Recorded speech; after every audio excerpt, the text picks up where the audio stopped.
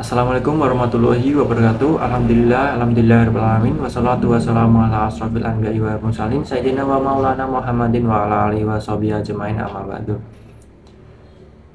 Puji syukur kehadirat Allah Subhanahu wa taala yang telah memberikan kita nikmat, hidayah dan karunia-Nya. Tak lupa juga salawat serta salam senantiasa tercurah kepada junjungan kita Nabi Muhammad sallallahu alaihi wasallam.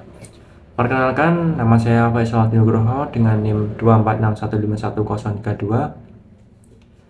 Program Studi Tadris Bahasa Indonesia, Fakultas Adab dan Bahasa, Universitas Islam Negeri Raden Mas Said, Surakarta.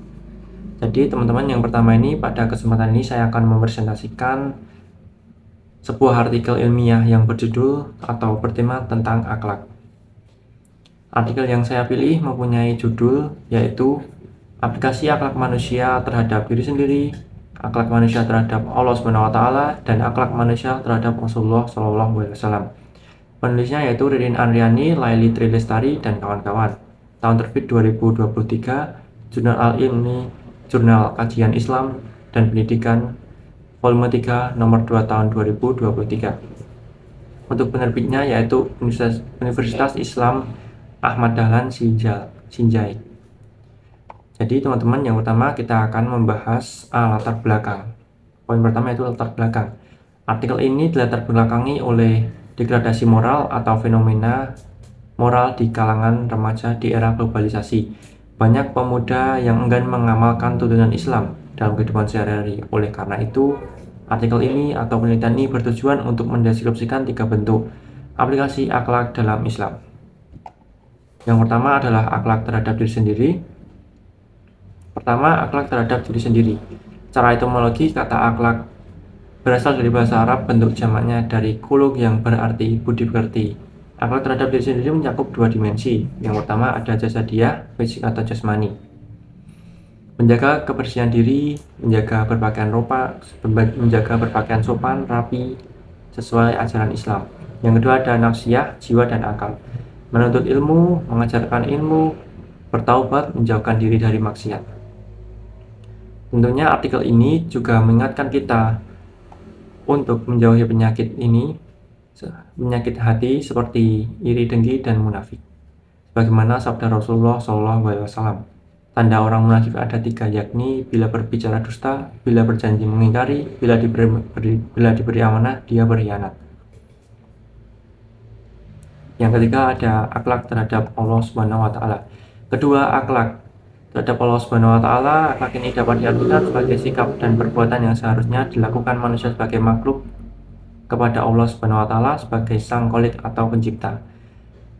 Alasan kita wajib berakhlak baik kepada Allah Subhanahu wa taala, yang pertama adalah Allah lah yang menciptakan kita atau Allah yang menciptakan manusia.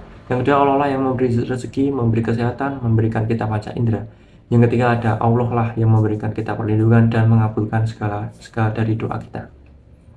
Adapun wujud akhlak kepada Allah meliputi yang pertama bertakwa kepada Allah Subhanahu wa taala, mencintai Allah Subhanahu wa taala, bersyukur atas segala nikmatnya, berbaik sangka atau husnudzon kepada Allah Subhanahu wa taala, bertawakal setelah berusaha. Akhlak kepada Rasulullah SAW.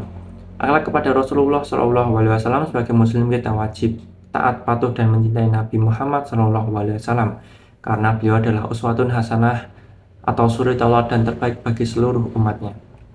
Ada pula 5 bentuk aplikasi akhlak kepada Allah Subhanahu wa taala. Yang pertama adalah taat kepada Rasulullah, menjalankan perintahnya dan menjauhi larangannya. Yang kedua ada menghidupkan sunnah atau mengikuti sunnah Nabi. Yang ketiga ada membaca sholawat dan salam, mendoakan Nabi agar senantiasa damai dan sejahtera, dilanjutkan khususnya pada hari Jumat. Yang keempat ada mencintai keluarga dan sahabat Nabi atau ahlul bait. Yang kelima ada berziarah ke makam Rasulullah. Hukumnya sunnah dan sangat dianjurkan, terutama bagi jamaah haji yang berkesempatan mengunjungi Madinah. Jadi teman-teman, kesimpulan dari materi akhlak terhadap diri sendiri, akhlak kepada Allah Subhanahu wa taala, akhlak terhadap Rasulullah SAW. Yang pertama yaitu sebagai penutup saya akan menyimpulkan. Yang pertama ada akhlak terhadap diri sendiri adalah menyeimbangkan jasmani dan rohani, serta memelihara sifat-sifat terpuji dalam diri kita seperti rasa syukur, ikhlas, dan amanat. Yang kedua ada akhlak terhadap Allah Subhanahu wa taala, yaitu adalah taat beribadah dijalankan sebagai khalifatul fil ard atau wakil Allah di muka bumi. Yang ketiga ada akhlak terhadap Rasulullah SAW, yaitu adalah meneladani kehidupan beliau dan melaksanakan ajaran Islam sesuai perkataan, perbuatan, dan ketetapan beliau. Semoga kita semua dapat mengamalkan ketiga bentuk aplikasi akhlak dalam kehidupan sehari-hari. Demikian presentasi yang bisa saya paparkan. Apabila terdapat kesalahan kata mohon dimaafkan. Bila taufiq wal hidayah. Wassalamualaikum warahmatullahi wabarakatuh.